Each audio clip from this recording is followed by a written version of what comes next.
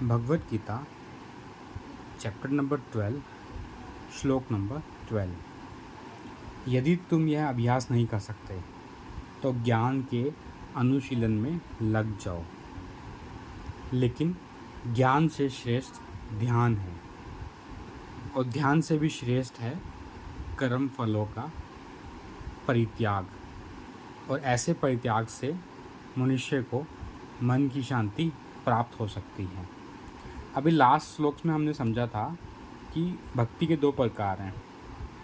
एक तो है भगवान से आसक्ति पा लेना, भगवान से प्रेम पा लेना, और दूसरा क्या था?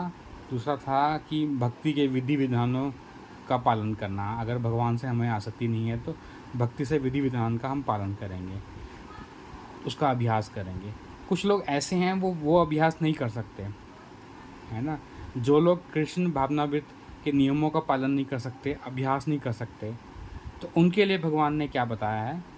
तो अब वो ज्ञान के अनुशीलन में लग सकते हैं। ज्ञान का अनुशीलन मतलब वो भगवद गीता पढ़ने में लग सकते हैं, भगवद गीता पढ़ के, है ना। लेकिन भगवान क्या कह रहे हैं? ज्ञान से बढ़ के क्या है? ज्ञान से बढ़कर हमारा ध्यान है। क्योंकि ज्ञान भी बेसिकली ध्यान तक ही पहुंचाने वाला होता है, और ध्यान से परमेश्वर को समझा जा सकता है। किंतु ध्यान से भी ज़्यादा श्रेष्ठ क्या है? फलों का परित्याग। और ऐसे फलों को परित्याग करने से मन की शांति मिलती है। तो हमारा अंतिम लक्ष्य भगवान तक ही पहुंचना है। तो भगवान तक पहुंचने के लिए दो विधि उन्होंने बता दी। पहली विधि क्या है? पहली विधि है भगवान से आसक्ति, भगवान से प्रेम। दूसरी विधि क्या है? अभ्यास करना, भक्ति का अभ्यास करना, भक्ति के नियमों का पालन करना। अगर हम वो नियमों का पालन नहीं कर सकते तो हमें क्या करना चाहिए? हमें ज्ञान की तरफ बढ़ना चाहिए, और ज्ञान से बढ़ के हमारा ध्यान है, और ध्यान से बढ़कर क्या है?